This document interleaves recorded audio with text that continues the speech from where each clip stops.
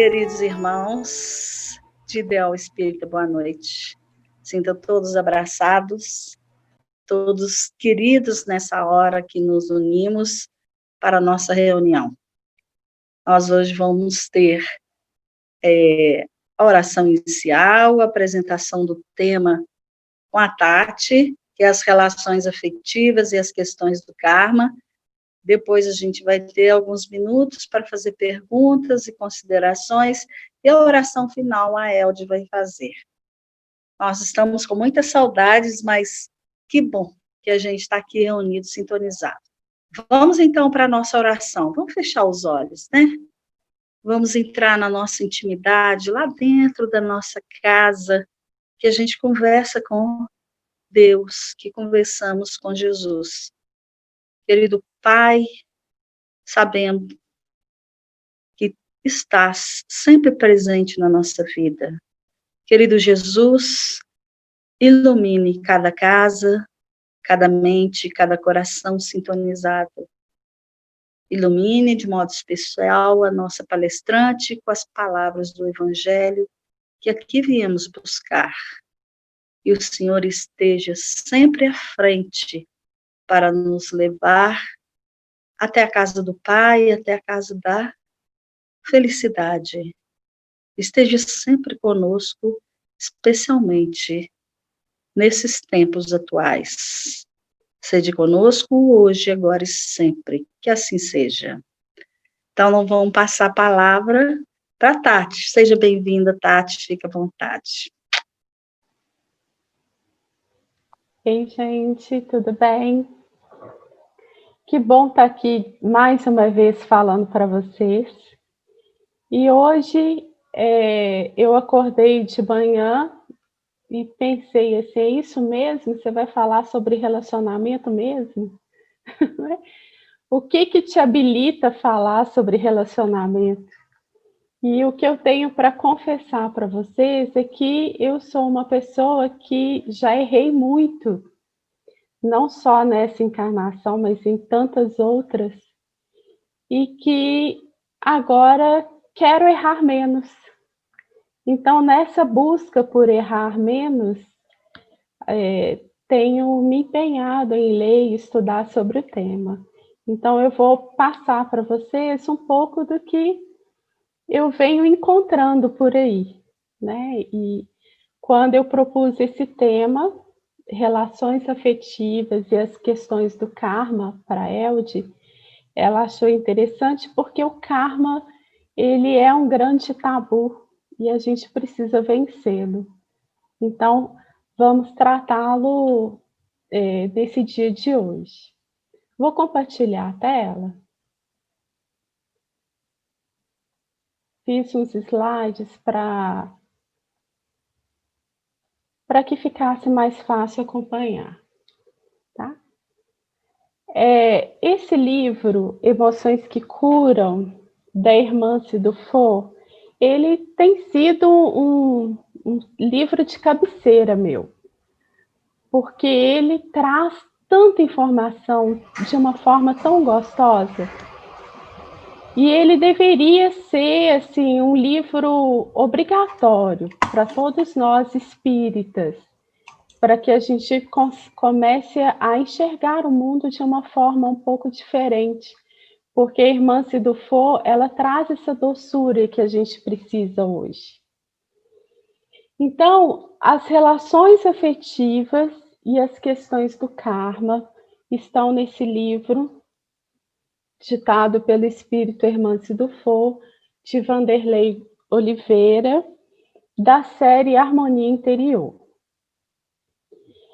Esse livro traz uma necessidade urgente de trabalharmos a nossa mente, nós espíritas, para um mundo de regeneração. Nós sabemos que estamos numa transição para esse mundo, mas precisamos começar a nos habilitar a vivenciar um mundo de regeneração. Estamos nos preocupando em sermos pessoas melhores, mas estamos aprendendo a nos relacionar No mundo de regeneração, a humanidade experimenta as vossas sensações e desejos, mas liberta das paixões desordenadas de que sois escravos, isenta do orgulho que impõe silêncio ao coração, da inveja que a tortura, do ódio que a sufoca. Isso está lá no Evangelho segundo o Espiritismo, capítulo 3. Nós precisamos aprender a lidar com as nossas emoções, lidar com as nossas relações de uma forma mais saudável. Precisamos parar de falar tanto em umbral e focarmos em nos preparar para esse novo mundo. Eu vejo muitas pessoas falando do sagrado feminino. É hora das guerreiras, mulheres que lutaram tanto, descansar suas espadas e aprender a empunhar a força do amor. Precisamos aprender a nos transformar pelo amor e não pela dor. Já deu, né, gente? Também tenho acompanhado movimentos belíssimos do sagrado masculino. Homens dizendo coisas do tipo: pode chorar sim, isso não diminui sua força. Precisamos nos acolher e nos espiritualizarmos mais. Mas como consigo medir se eu estou avançando no meu desenvolvimento espiritual? É interessante a gente ter uma régua, né? Como que eu tô? Para eu ver se eu engordei, eu subo na balança. E para ver como está o meu desenvolvimento espiritual. Hermance nos diz que para ferir a nossa melhora espiritual, precisamos verificar como andam as nossas relações com as pessoas de nossa convivência. Então, não vou medir pela quantidade de livros que eu leio, ou pelo número de tarefas ou reuniões mediúnicas que eu participo.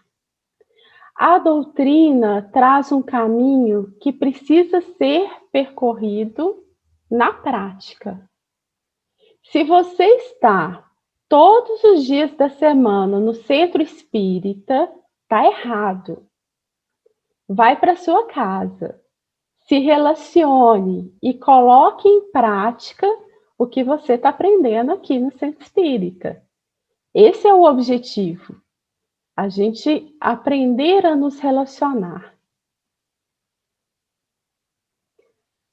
O problema que o Espiritismo enfrenta, segundo Irmãs, é que apesar de falarmos que vivenciamos uma doutrina consoladora, ainda mantemos os nossos pensamentos aprisionados na culpa instituída lá na Idade Média. E essa culpa tem nos trazido muita depressão, síndrome do pânico, e é preocupante o cenário que vivemos. A nossa visão de Deus ainda é extremamente humanizada em suas emoções e sentimentos, como se fossem os deuses do Olimpo, cercados de ciúme, mágoa, vingança e outros tantos sentimentos humanos. Deus é inteligência suprema, causa primária de todas as coisas. Será que nós entendemos isso mesmo? O que significa ser causa primária de todas as coisas? Quando falo que Deus é uma inteligência suprema, não há que se falar em punições ou uma contabilidade que fica escrevendo num livro de débitos e créditos o quanto eu errei e o quanto eu acertei. Se você causou um débito com fulano, tem que voltar e fulano vai lhe causar um débito também. Não é assim. Isso ainda é a lei do olho por olho, dente por dente. eu fiz, eu pago, né? E aí, na lei de olho por olho e dente por dente, todo mundo termina cego e banguela. Não é por aí. Jesus já nos ensinou que a contabilidade divina é bem diferente dessa nossa. Ele nos disse que o amor cobre uma multidão de pecados, mas não define a quantidade de amor. Vocês já pararam para pensar sobre isso? Talvez, na nossa visão limitada, seria uma multidão de amor cobre uma multidão de pecados. Mas não é assim que funciona a lei de Deus. Ao falarmos de Deus, o livro dos Espíritos vai nos esclarecendo o que seja, até chegar num ponto em que a resposta é: falta um sentido para você entender Deus. Ou seja, fica com o que lhe é possível entender hoje. Eu concluo que a nossa visão de Deus e de sua lei será sempre relativa, de acordo com o nosso grau de evolução. Talvez seja por isso que Jesus ora diz, meu Pai, visto que ele tem uma visão muito mais ampla de Deus. Ora ele diz, teu Pai, reconhecendo que ainda estamos na caminhada desse sentido que nos falta. E apenas uma vez no Evangelho todo, ele diz, nosso Pai. No esforço de nos unirmos em um só coração e nos elevarmos à condição vibratória de igualdade e fraternidade. A lei de Deus, diante do que nos é possível compreender, é uma força, uma inteligência que rege tudo e nos proporciona para a evolução no caminho do amor. Talvez o nosso aprendizado nesse planeta mais importante e urgente é acerca do amor. Mas como amar?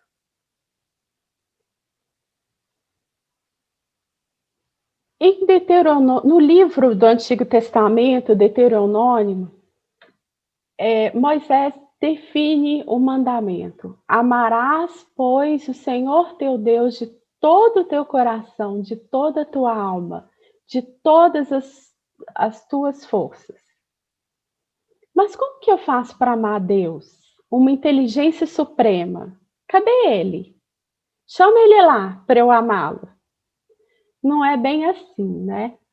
Jesus veio para mostrar como fazer isso. E a sua jornada na Terra foi toda para nos ensinar a prática de como amar. Jesus sabiamente vinculou esse versículo, esse mandamento no Antigo Testamento, com outro texto que também estava no Antigo Testamento: amarás o teu próximo como a ti mesmo. E nos explicou: amarás o Senhor teu Deus de todo o teu coração e de toda a tua alma e de todo o teu pensamento. Esse é o primeiro e grande mandamento. E o segundo, semelhante a esse, amarás o teu próximo como a ti mesmo. Ou seja, amar ao próximo como a ti mesmo é semelhante a amar a Deus. Claro, dentro de cada um de nós está a centelha divina. Quando eu olho para o outro, para os animais, plantas, minerais, o ar que eu respiro, Deus está em tudo. Mas é mais fácil amar um animal ou uma planta, não é verdade? Do que amar uma pessoa. Eu posso falar o que eu quiser, porque eles estarão lá. A minha cachorrinha Kika, eu posso falar assim, agora não, Kika, sai daqui. Ela vai e depois vai voltar toda feliz de novo. Experimenta falar isso com alguém. Agora não, sai daqui. Essa pessoa certamente não vai voltar daqui a pouco toda feliz, igual a minha cachorrinha. ela vai te apontar a sua grosseria, certo? Você terá que lidar com isso. Alguns dizem: prefiro me relacionar com animais do que com gente. Claro, tá certo. Nos relacionamentos com pessoas, somos convidados a lidar com as nossas sombras, e isso pode incomodar muito. Uma vez, uma pessoa me disse que ama passarinhos e me mostrou um monte de gaiolas. Eu me senti tão mal e disse para ele: é assim que você sabe amar? Prendendo aquele alvo do seu amor numa gaiola? Pergunto para vocês: você já se aprisionou numa gaiola pelo amor do outro? Muitos vivem ou já vivenciaram relações que só são possíveis se você estiver dentro de uma gaiola. Ou seja, se você se anular em tudo o que você veio para ser. Você tem asas para voar e a gaiola te impede de realizar todo esse potencial. Triste não poder voar, né? Muitas relações são assim. Agora, quando você se liberta da gaiola, puxa vida, a libertação pessoal para que você seja tudo aquilo que você veio para ser é maravilhosa. Por esse motivo, depois de um divórcio, muitas pessoas não se casam novamente. Não querem se colocar numa gaiola de novo. Mas as relações não precisam ser assim. Para Carl Gustav Jung, pai da psicologia analítica, o contrário do amor não é o ódio, como muitos pensam. O ódio ainda é o amor adoecido. Você poderia dizer: eu não sinto ódio, mas sinto mágoa. Hermance nos conta que mágoa é a raiva não tratada e que perdura no tempo. Ou seja, é tudo a mesma coisa. Para Jung, o contrário do amor é o poder. Quando aprisiono o outro, eu destruo o seu ser. Imagine só, vou me relacionar com você. Você gosta de amarelo, mas eu imponho para você que azul é melhor. Então, a partir de agora, você só vai ter azul porque eu sei o que é melhor para você. E assim vamos matando o outro, o colocando do jeito que eu gosto. Ou seja, não aprendo a amar o outro, ainda estou amando o meu próprio ego. E o que é mais cruel de tudo isso é que quando eu consigo fazer com que o outro seja do jeito que eu quero, igual a mim, eu não quero mais. Claro, quem suportaria viver consigo mesmo? Imagina eu casada com outra Tati, seria insuportável. Vocês já imaginaram você casado com você mesmo? Como que seria complicada essa relação? Então, o que atrai as pessoas para que nos relacionemos? Para sofrermos juntos e nos punirmos? Ou para que um resolva o problema do outro, mesmo que à força? Jesus fez isso com a gente? Ou ele nos acolheu com muito amor, com todas as nossas sombras? Por que as nossas sombras não incomodaram Jesus?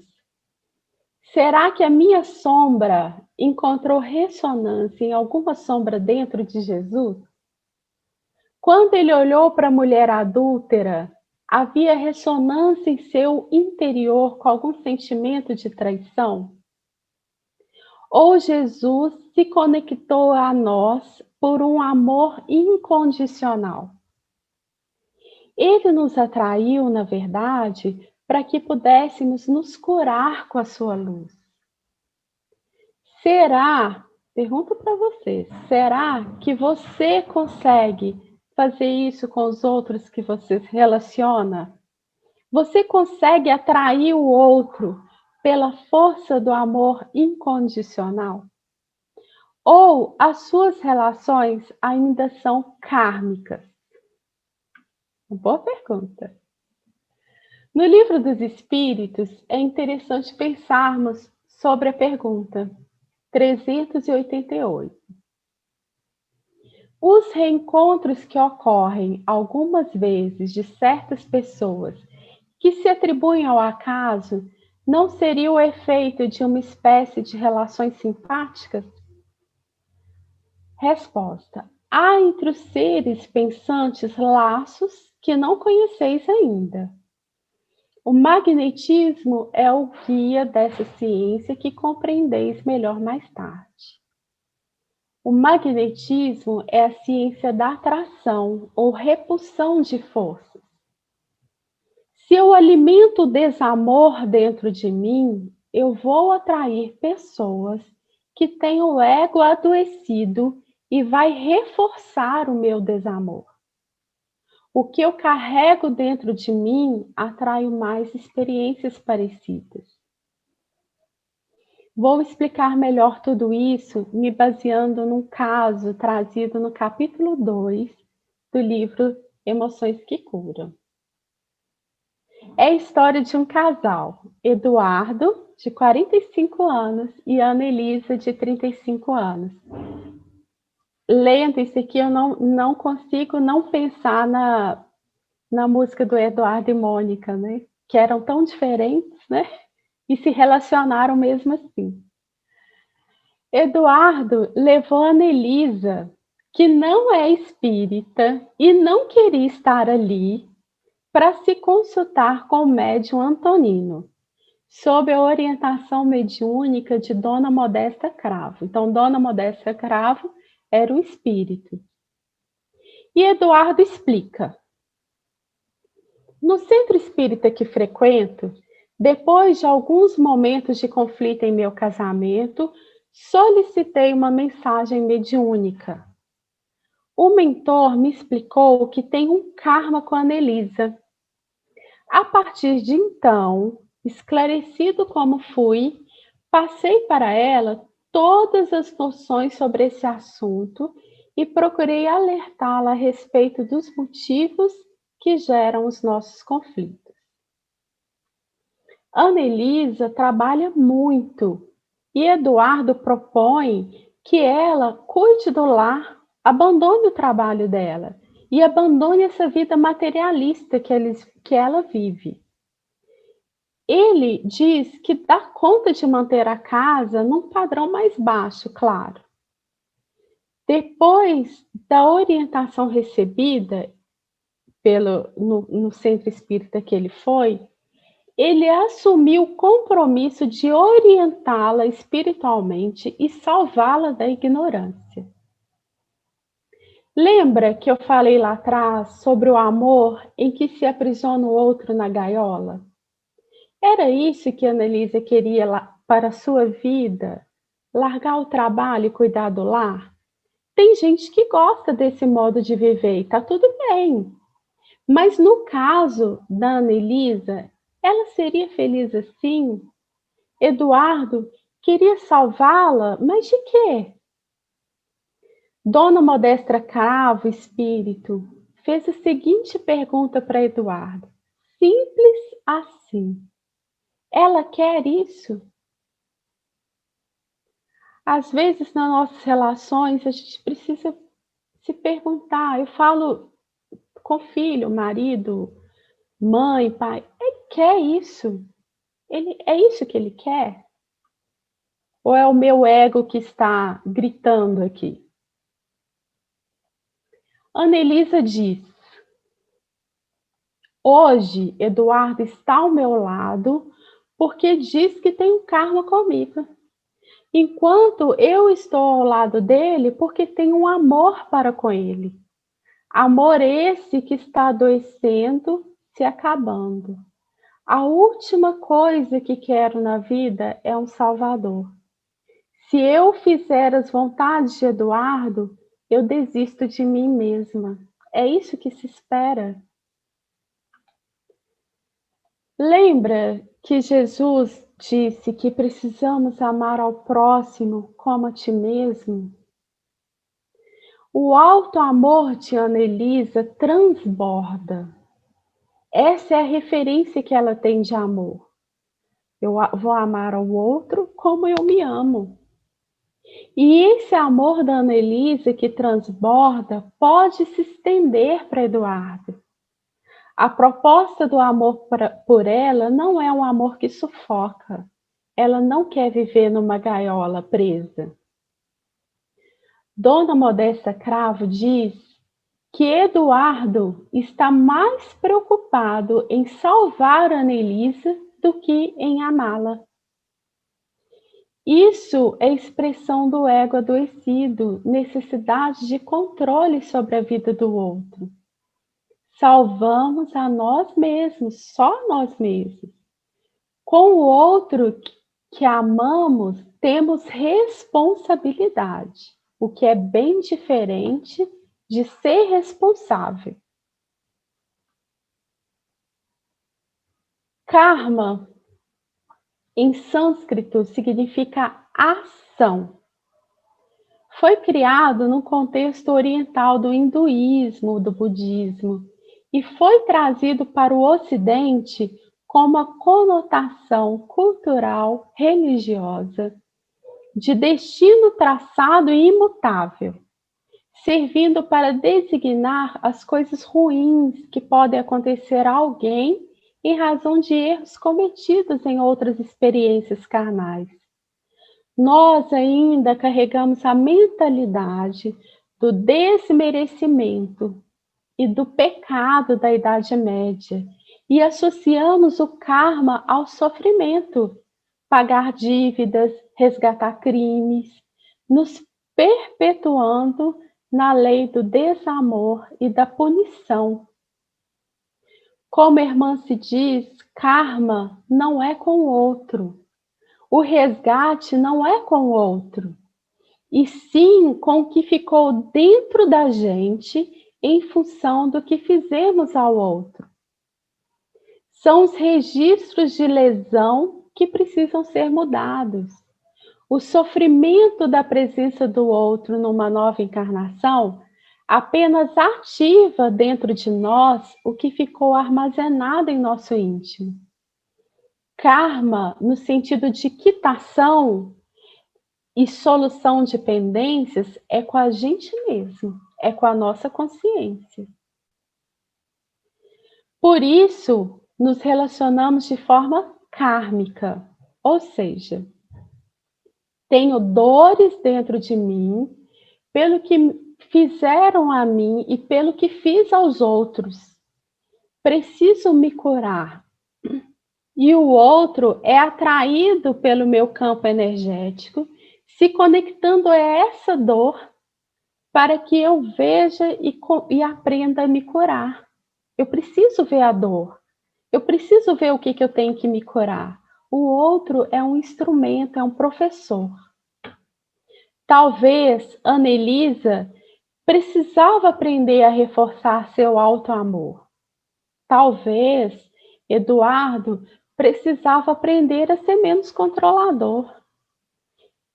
É difícil manter o auto-amor vivendo com o controlador, vocês concordam? É uma relação kármica. E se não der certo? E se eles se separarem? Será que não deu certo mesmo? Será que mesmo optando pela separação, eles chegaram a aprender alguma coisa? Caso não tenham aprendido, Eduardo provavelmente encontrará outra mulher com o auto-amor fortalecido. Ele precisa aprender a ser menos controlador. E Ana Elisa pode ser que encontre um outro controlador para aprender a reforçar o seu auto-amor. E falo pode porque no Espiritismo não há determinismo. Cada caso é um caso. Mas uma coisa é certa: o compromisso é com o aprendizado, sempre. O problema é que nos aprisionamos no que Irmã se denomina, no livro Mereça Ser Feliz, de karmas imaginários. Se estamos na dor, precisamos entender seus alvitres, conselhos. A dor é nossa conselheira. Suas indicativas em favor do nosso aprendizado, a fim de sairmos da lamentável condição de vítimas kármicas, de dores que poderíamos superar. Quando passamos pela dor, precisamos ser resignados. Mas resignação, ela tem que ser uma vírgula na nossa vida e não um ponto final. Eu estou sofrendo. O que eu preciso aprender para não passar por isso mais? O que é que usamos?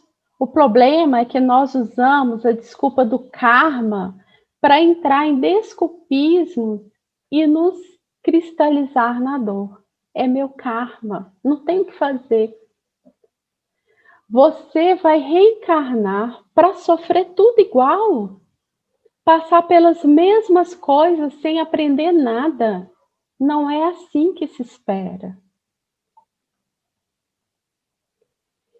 Então, como a irmã Cidufor diz no livro Emoções que Curam, amar é construir relações afetivas capazes de fazer florescer o melhor de cada um de nós, dilatando o poder individual de cura e de iluminação interior. Numa relação saudável, seja com pai, mãe, filho, companheiro, amigo, chefe, colega de trabalho, consigo mesmo, a gente precisa estar atento ao que eu chamo de palavra-chave nos relacionamentos: contribuição. Como contribuo para a cura do outro ou para a minha própria cura? Eu sei me doar com amor e receber com amor? Como posso contribuir para que o outro cresça e floresça e seja tudo aquilo que ele sonha ser? Mas para isso, eu preciso me interessar a saber quais são os sonhos daquele outro que caminha comigo. Quem é esse outro que caminha comigo verdadeiramente? Eu também preciso trabalhar a minha consciência de quais são os meus sonhos, quem eu sou, onde eu quero chegar, para que o outro possa contribuir comigo. Irmã se aponta 3 ilusões mais presentes no processo de integração entre o luminoso e o sombrio dentro de nós, e que costumam transformar o nosso amor em sofrimento.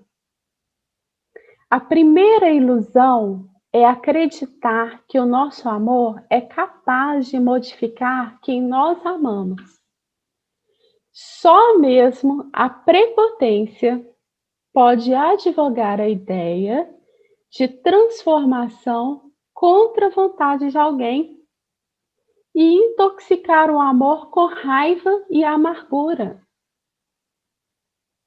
A segunda ilusão é acreditar que somos responsáveis pelas escolhas de quem amamos. Quando amamos legitimamente, reforçamos os aspectos saudáveis de quem amamos. A gente elogia, a gente coloca luz naquilo que a pessoa tem de melhor. E não ficamos tentando controlar a vida deles para que não adotem condutas destrutivas. Quando vivemos a vida do outro, há muito autoabandono. Quando isso ocorre, traz sacrifício, e o sacrifício traz mágoa, expectativas e cobranças. Quando você impede alguém de fazer escolhas, ele não aprende e ainda interpreta isso como uma mensagem subjetiva de que não acreditamos em sua competência. Imagina se eu fosse fazer todas as provas escolares do meu filho. Que mensagem que eu estou passando para ele? Que eu não confio nele, que eu não acredito na competência dele. O aprendizado só será feito quando o outro tiver autorresponsabilidade. Essa frase é magnífica. Dor na relação é indício de que há necessidade de um aprendizado da parte de quem sofre. Olha que interessante. As relações, elas servem para a gente aprender. O que eu tenho que aprender? Terceira ilusão. Acreditar que amar é acreditar a pessoa amada uma importância maior do que a nós próprios. Você é a minha vida. Não, né? Que peso! Isso é uma atitude de autoabandono, que é a origem da depressão. A lei da natureza nos prepara para a autossuficiência. E mesmo havendo lei de sociedade para que nos aparemos, amparar o outro e cooperarmos uns com os outros, nós somos dotados de recursos para sobrevivermos independente do amor alheio. Eu posso contribuir com o outro, mas não viver a vida do outro. Se colocarmos alguém como a pessoa mais importante da nossa existência, estamos na contramão da evolução e corremos um enorme risco de nos abandonar para cuidar de quem supomos ser mais importante. Lembra amar ao próximo como a ti mesmo? Se eu não me amo, como que eu vou ter referência para amar o próximo? Isso, quando eu coloco o outro num grande, como centro da minha vida, isso tem muito mais a ver com egoísmo do que com amor, diz Hermance. Assim, tentamos realizar no outro e nos sentimos importantes tentando mudar o outro para nos sentirmos com algum valor. Está relacionado com a baixa autoestima e a carência afetiva.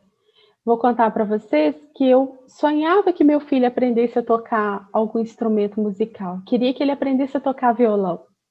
Ele não queria. Depois eu descobri que, na verdade, era eu que queria. Entrei na aula de violão, né? Então, a gente se projetar no outro é um grande risco. Então, as relações kármicas, elas servem para um aprendizado. Mas elas podem ser rompidas? Depende. Quando eu estava pensando em me divorciar, 8 anos atrás, eu fui assistir uma palestra no Maria Francisca. Eu não sabia quem ia dar palestra, nem qual que é o título. E por coincidência, o tema era divórcio, né? Não sei se isso acontece com vocês, mas foi uma coincidência. Era exatamente o tema que eu precisava ouvir. O palestrante disse que quando nos unimos ao outro, viramos uma só carne, um só corpo. Assim, quando aparece uma ferida no braço, não devemos amputar o braço. Passamos pomada, vamos ao médico, cuidamos do restante do corpo. Só que se o problema do braço começa a comprometer todo o corpo, eu tenho que optar pela amputação. E dói muito, mas às vezes é importante para salvar o corpo. Resultado: Depois de 4 anos de terapia, me libertei de antidepressivo e iniciei esse meu processo de cura. Infelizmente, veio o divórcio, mas depois eu comecei a perceber qual dor em mim atraía aquele outro com um padrão de comportamento que eu não queria mais. Eu fui me curando e ainda estou nesse processo. Aquela dor se foi ou melhorou muito, mas outras apareceram e é assim que funciona.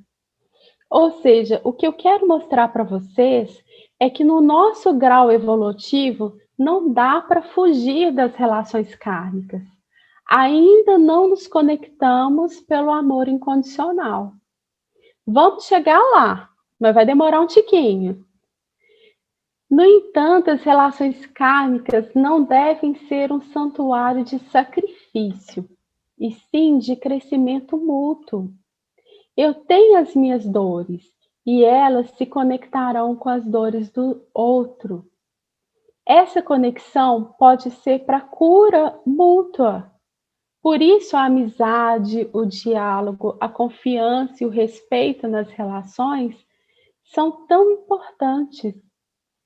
Então, eu pergunto para vocês: podemos ter relações kármicas felizes? Não falo aqui. Peraí. Nós podemos ter relações kármicas felizes? Não falo aqui só das relações conjugais, mas das relações familiares, que são o laboratório do amor. Karma não é com o outro. Antes de tudo, é com as nossas carências e ilusões, talentos e habilidades.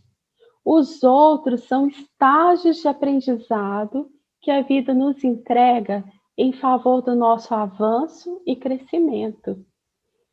Tem a ver com a reparação e a cura que está dentro de mim. Numa relação kármica feliz, a contribuição mútua para o crescimento pessoal, fortalecimento e aprendizado contínuo. Tudo isso com amplo respeito com o tempo e o processo meu e do outro.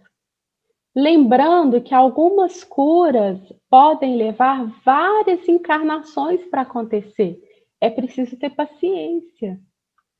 Ao aprender a me amar em totalidade, na alegria e na doença, na saúde e na doença, aprendo a amar o outro na totalidade. Então, eu passo a aprender a amar também aquele da família sistemático. Também vou aprendendo a amar o outro lá fora, o outro do partido político diferente do meu, do outro time de futebol e de outra nação. No exercício do auto-amor e do amor ao próximo, aprendemos a amar a todos como uma grande família universal. Gente, muito obrigada pela oportunidade de aprender mais um pouquinho com você. É isso aí. Obrigada, Tati. É um assunto muito bom, né? Porque todos nós vivenciamos, né, esses questionamentos, essa vontade de melhorar, né? Então, a gente agradece a Tati, né, pela disponibilidade, por ter estudado aí bastante para poder apresentar para nós e compartilhando, né, o esforço pessoal dela, que é o esforço de cada um de nós, no sentido de buscar a verdadeira felicidade, né? A gente passa agora, então, para um momento de reflexões, perguntas. Se alguém quiser escrever aqui no chat, que inclusive a Raquel já escreveu aqui, Que estudo lindo, gratidão pela reflexão, Tati. A gente agradece muito a Tati. Se alguém quiser falar, é só abrir o microfone e a gente está aqui no momento de conversar a respeito do tema. Tá bom? Vânia, quer falar? Pode falar, Vânia. Tema maravilhoso. Parabéns, Tati. É uma coisa que a gente vai sempre refletir sobre relacionamento, é complexo. Então, assim, quando a gente ama, esse amor que ainda é primário, eu falo assim, que às vezes a gente ama 120 e quer um retorno do outro que está vindo a 80. Então, a gente fica com aquela coisa assim, eu quero mais, porque eu estou dando o meu máximo. Então, a gente espera muito do outro, quer ser em relacionamento afetivo, de amizade, enfim, todo tipo de relacionamento. Então, assim, mas eu queria fazer uma pergunta também. Quando você falou que a gente traz uma culpa, o sentimento de culpa é uma coisa que nos destrói. Trazemos da Idade Média, eu não entendi, não. Dá uma explicação aí, Tati. As religiões na Idade Média, elas vieram com esse sentido de punição, né? Eu sofro porque Deus quis. Então, eu tenho que me resignar ao meu sofrimento porque Deus quis. E todos aqueles que se rebelavam contra isso ou que buscavam saída contra esse movimento eram aprisionados na Inquisição, né? Então, nós acabamos trocando o eu sofro porque Deus quis pelo eu sofro porque é meu karma.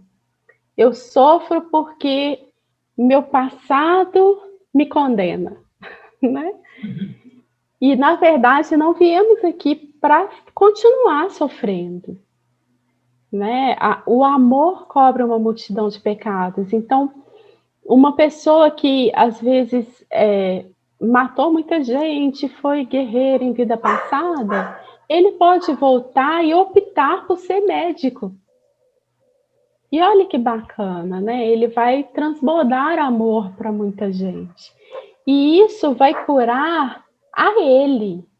Deus não está com seu livrinho de contabilidade contando se você fez mal, se você fez bem. Você pode se... O amor que você pratica, ele te nutre.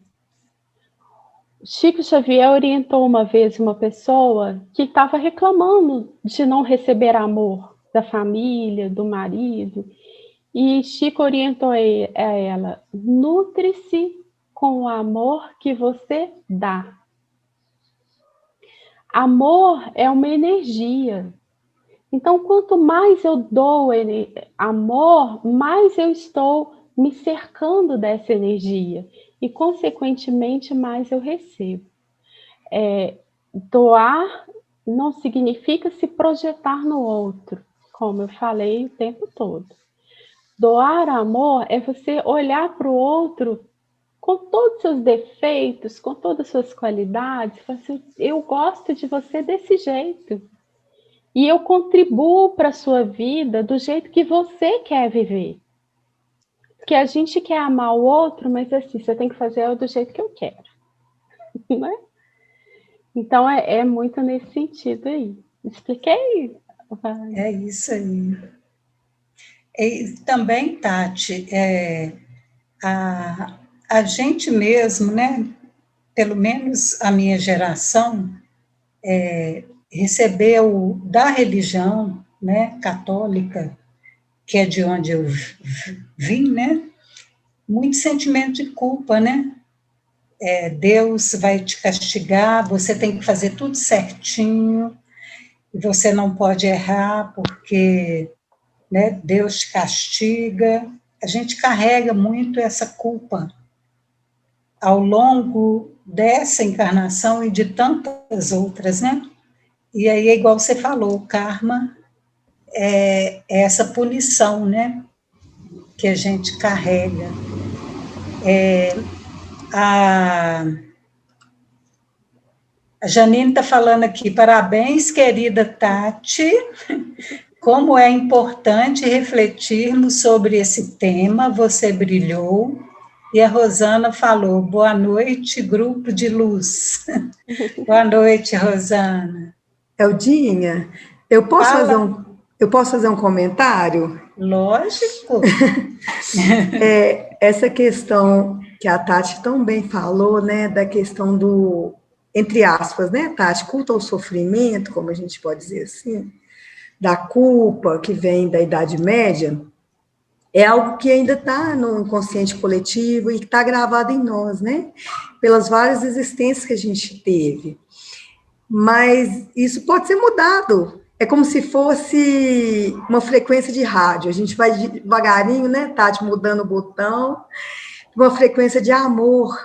E quando a gente muda isso para frequência de amor, a gente, é como a Tati falou, a gente faz uma autocura e ajuda na cura também das outras pessoas. É uma tomada de consciência, né? Isso é devagarinho. É bem devagarinho, né, amiga Tati? Eu, particularmente, adoro ver a Tati falando, e foi muito bacana. Obrigada, viu? É isso aí. A gente troca muita informação, eu e Janine, sobre esse assunto, porque a gente precisa aprender a se transformar pelo amor. Eu não preciso esperar a dor chegar para eu me transformar, né? Uma vez uma pessoa me disse assim, mas a gente só muda, só aprende com a dor. E eu respondi, então você está querendo me dizer que quem mora em mundos felizes não aprende mais? Né? O aprendizado, ele precisa ser pelo amor. E como que eu aprendo pelo amor? Eu não preciso, eu posso eu mesma me desafiar, eu posso eu mesma buscar ser melhor naquilo que eu percebo em mim que eu posso melhorar, né? Então, essa busca, ela pode acontecer sem esperar chegar a dor, né? Não precisa. A gente não precisa sofrer mais.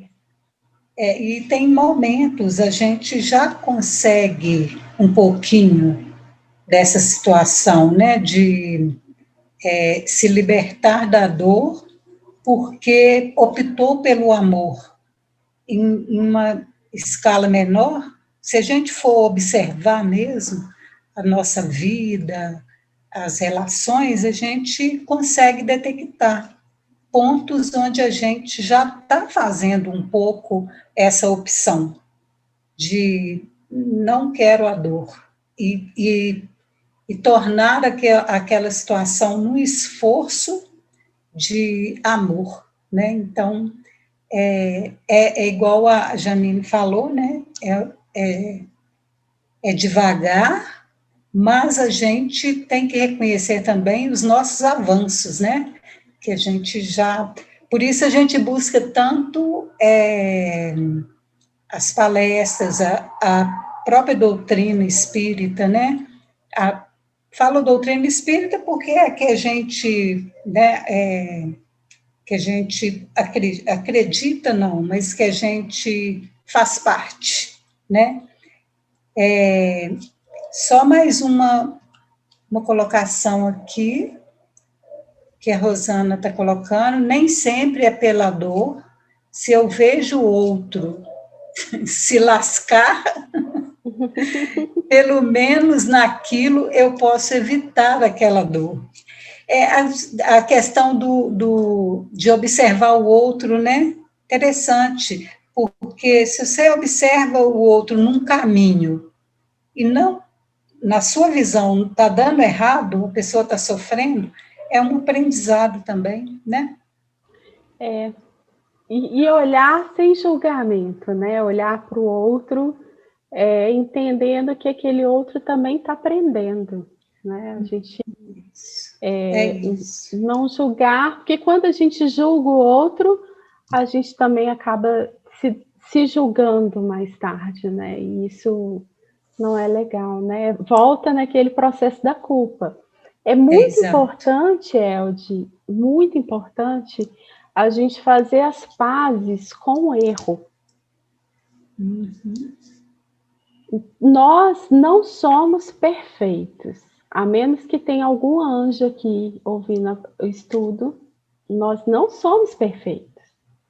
Então, nós erramos e vamos errar muito. A gente vai errar muito e tá tudo certo, porque eu estou aprendendo. Então, quando eu errar, não é se eu errar, porque eu vou errar. É quando eu errar, eu preciso olhar com compaixão para mim, me acolher e falar assim, ok, eu errei. Como eu posso fazer para evitar esse erro da próxima vez? Exato. Né? Isso é que é fazer as pazes, né? Não é falar assim, eu errei, eu sou humano, eu não sou perfeito mesmo, né? Então eu errei mesmo. Não é isso de qualquer jeito, né? Sem cuidado. É uma reflexão mesmo, né? Um autoconhecimento para melhorar, para avançar, né? Eu costumo brincar com as meninas que assim, eu errei, tomei bomba, vou repetir de ano. Como que eu faço para não repetir de ano de novo? De novo. E por aí vai. A Janine está trazendo aqui para nós que a Joana de Ângeles, no livro Jesus e a Atualidade, fala da mudança gradual da dor-reparação para o amor-ação. Né? É um livro da Joana, dor-reparação para dor... Peraí, deixa eu ver de novo. Amor-ação. Dor-reparação para amor-ação. Isso. A dor-reparação é esse processo de eu só aprendo se eu sentir dor. E o amor-ação é eu me colocar em ação no caminho do amor. Né? Isso aí. A Rosana está falando aqui. Mãe, não entendi, Rosana. A mãe. Minha mãe mãe falava, tadinha, se eu falar de novo, você me paga. E pagava essa dor doída. Eu procurava e repetia até achar o chinelo voador. É porque essa criação, gente, a criação de muita... Desculpa, gente, foi errado, digitei rápido, foi errado. Não, mas deu para entender, Rosana. Doía mesmo, viu? Essa criação de muito rigor, né? De muito... eu apanhei a vida inteira e tô ótimo. Será que tá mesmo? Né? Será que não ficou ali nenhum aprendizado de desamor, né? Ali? Não é... Não, até que eu sinto saudade das chineladas, às vezes. Às vezes dá, porque eu sinto falta, né? Assim, nunca fui espancada, assim, de poder dizer assim, nossa, como fui. Porque eu merecia.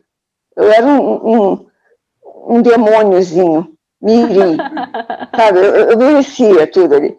Porque ela falava, essa dor eu procurava mesmo, essa dor aí era essa dor tão doída, não doía assim se eu não tivesse procurado. Rosana, eu te conheço bem e você não merece. Você merece tudo de bom. Obrigada. O contrário do amor é o poder. É o poder que a mãe e os pais tinham de manter aquele poder. É importante pôr limite, né? Pôr limite. Mas eu infernizava a criatura, chamada mãe. Minha irmã estava lembrando aqui... Era uma relação kármica, né, Rosana? Minha irmã estava lembrando aqui, outro dia... Minha mãe ficava tomando a lição da gente, né? Que um dia minha mãe estava tomando, minha mãe fala, aonde que foi, que se deu aquelas coisas de história, aonde que foi, que não sei o que, eu falei, não sei, mãe, eu não estava lá. Ela perguntou, né? De uma vez, minha mãe, aquelas coisas, onde foi? Pedro Álvares Cabral, aquele negócio de terra de Santa Cruz, terra de Vera Cruz, eu trocava aquele Álvares Cabral com Cristóvão Colombo, e minha mãe já estava cansada, era tarde, ela tinha que dormir, eu tinha prova no dia seguinte. Minha mãe fala, criatura, quem escreveu a primeira carta? Aí eu falei assim, mãe, saber eu sei. A senhora não falou, tinha essas coisas de gente antiga, que não pode dizer nome de gente que já morreu dentro de casa, que atrai coisa ruim. Eu fui dormir quente nesse dia. Boa desculpa, né? Oh, meu Deus. Ô, Rosana, mas é isso mesmo. E a gente tem que entender, eu falo que muitas mães nesse período da pandemia estão sofrendo. Mãe e pai, né? Porque tá tendo que lidar com crianças o dia inteiro, né? Num processo de estresse. E cada um faz o que dá conta, né? Os nossos pais, as nossas mães, o pai, a mãe, o filho, cada um faz aquilo que dá conta. Dá conta, E é aprendizado. Eu tenho certeza que hoje sua mãe vê quem você se tornou e fala assim, puxa vida, na próxima eu vou ser mais amorosa. Não vou bater só um pouquinho. Vou bater só um pouquinho. É isso, o que a Tati colocou, né, que eu estava pensando aqui também, é isso. Faz o melhor, sabe, assim. Eram outros tempos, né? E ainda bem que a gente foi evoluindo e foi espiritualizando mais, né? Desvinculando um pouco mais da matéria, buscando entender melhor, né, as emoções, o espírito mesmo, né? Então, eu acho que a situação avançou.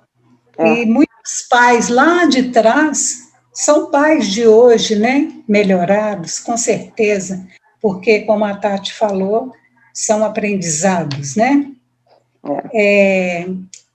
A gente está com um tempo aqui já esgotado, mas, assim, se alguém quiser falar mais alguma coisa, pode abrir o microfone aí e falar, gente.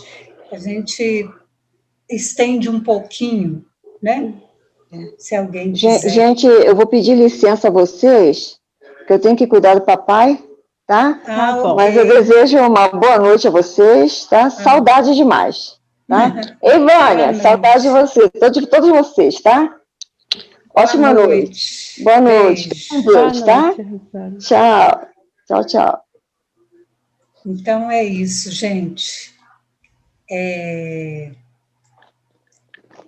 A gente vai encerrando. Que o Marcelo, você ia falar alguma coisa, Marcelo? Marcelo, você quer falar? Isso, pode falar, Marcelo. Eu queria falar que eu gostei muito do exemplo que eu tomei bomba. Esse é um exemplo que eu vou pegar para mim, que eu achei bacana isso. Como não tomar bomba outra vez? É isso mesmo, né? Porque a gente repete o ano e não é bom, né? Passar para uma turma, para outra turma, e aquela turma que ficou para trás, de tantos amigos, né? De tanta convivência. Mas é isso mesmo. E de uma forma tranquila, né? De uma forma... o errar é natural. A gente tem que errar, aprende. Eu costumo usar muito, Marcelo, adoto muito a ideia da casca da banana. Então, você está caminhando, escorrega, cai, você nem sabe por que você caiu. Num outro momento, você já começa a enxergar que tem uma casca de banana ali. Mas você ainda pisa e cai. Depois, você vai aprendendo a desviar da casca de banana e não cair mais. Até que chega um dia que você consegue tirar a casca de banana. Mas até chegar nesse momento, você vai escorregar e cair muito. E faz parte, né? Com certeza. Ô, Tati, então a gente te agradece muito, né? Obrigada. A oportunidade de estarmos aqui com você, tá bom? Obrigada. Depois a gente marca mais. Com certeza. Mais estudos. Saudade de... A gente vai matando a saudade de estar lá presencialmente, né? Daqui a pouco a gente vai estar, né? Com certeza. Já está perto. Juntos. Vamos aprender com esse momento, né? Isso. Então, vamos fazer a nossa prece, né, de encerramento, levando o nosso pensamento a Deus, a Jesus, aos espíritos que coordenam o Grupo Espírita Maria Francisca Rocha, trabalhadores da Seara de Jesus. Agradecemos a oportunidade de podermos estar aqui refletindo sobre os ensinamentos do plano maior, para sermos mais tranquilos, para termos mais paz na nossa grande jornada rumo à verdadeira felicidade, sabendo que Jesus está no comando dessa jornada e que estende para nós mãos amigas, mãos de luz, para poder nos ajudar a seguir confiantes e perseverantes. Se conosco, Mestre amado, hoje, agora e sempre. Que assim seja. É isso, gente. Boa noite a todos.